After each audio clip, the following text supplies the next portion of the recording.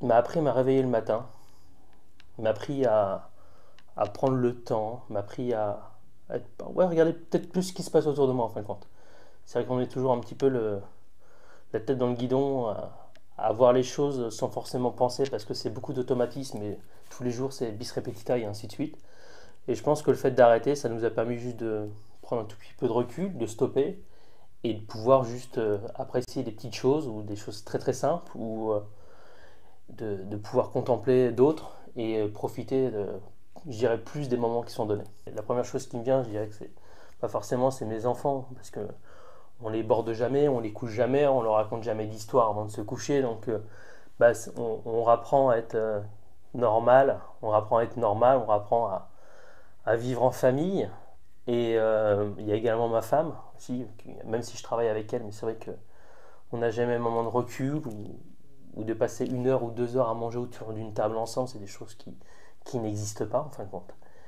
Et bah, c'est toutes ces petites choses-là qui font que bah, on, on reprend un peu goût à la vie et les choses les plus simples nous contemplent. Il y a eu plusieurs moments assez difficiles en fin de compte. C'est vrai que le moment difficile, ça a été peut-être de revenir pour moi, faire cette vente emportée. J'ai l'impression de me retrouver 7 ans en arrière, dire voilà, on réouvre quelque chose, on réouvre un business, on ne sait pas où est-ce qu'on va, on ne sait pas si on va bien le faire, on ne sait pas si les gens vont venir, on ne sait pas grand-chose en fin de compte.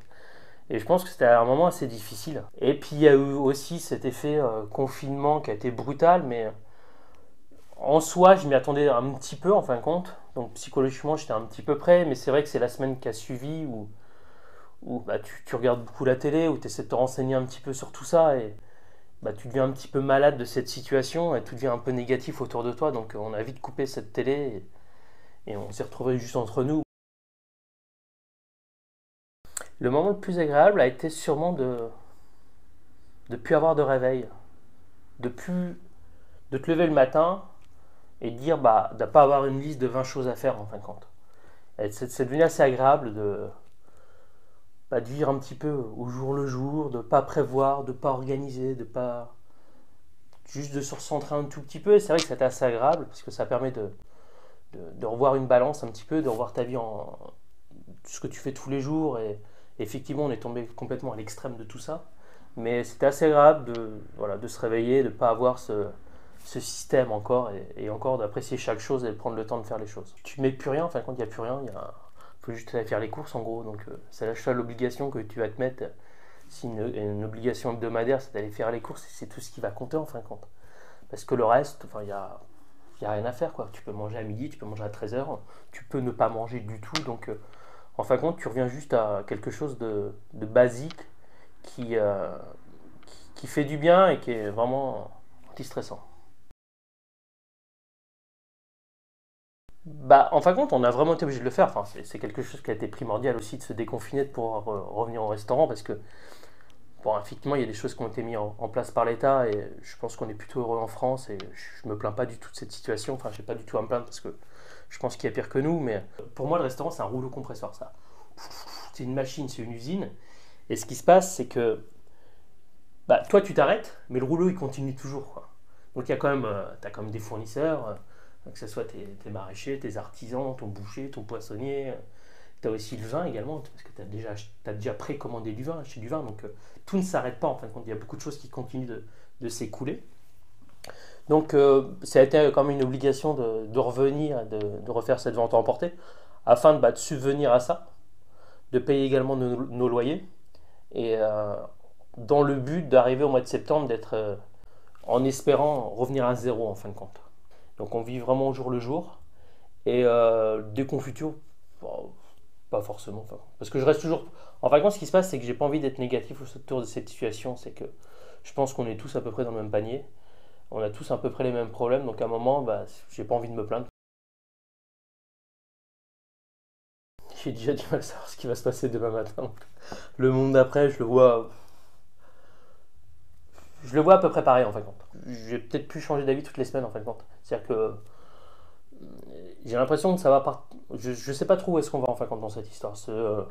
Entre ce qu'on dit, ce qu'on écoute, ce qui va se faire, ce qui va pas se faire. Et en fin de compte, c'est un grand point d'interrogation.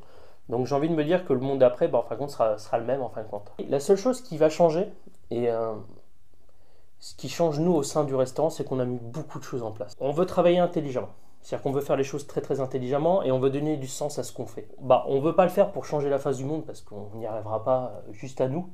Mais en fin de compte, on veut le faire pour se donner un sens à nous. C'est-à-dire qu'en fin de compte, je ne vais pas aller extrémiste et dire que je vais tout arrêter juste pour profiter de ma femme, mes enfants et que je vais arrêter ce que je fais.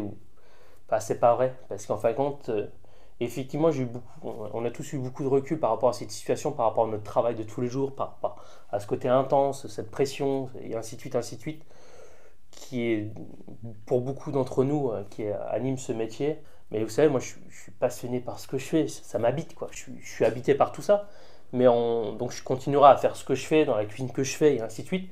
Mais voilà, c'est juste qu'on va revoir ces curseurs. Je parlais de peut-être être plus proche de mes équipes, de plus se rassembler, de plus communiquer. Et en fin de compte, c'est prendre sûrement plus de plaisir à le faire en fin de compte.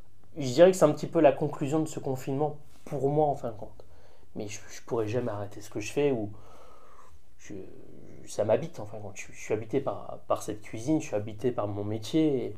Mais voilà, je pense que c'est le côté humain qui s'est rapproché, le fait de travailler ensemble et d'être d'être liés les uns aux autres et en faisant passer des messages, et puis surtout en prenant beaucoup de plaisir.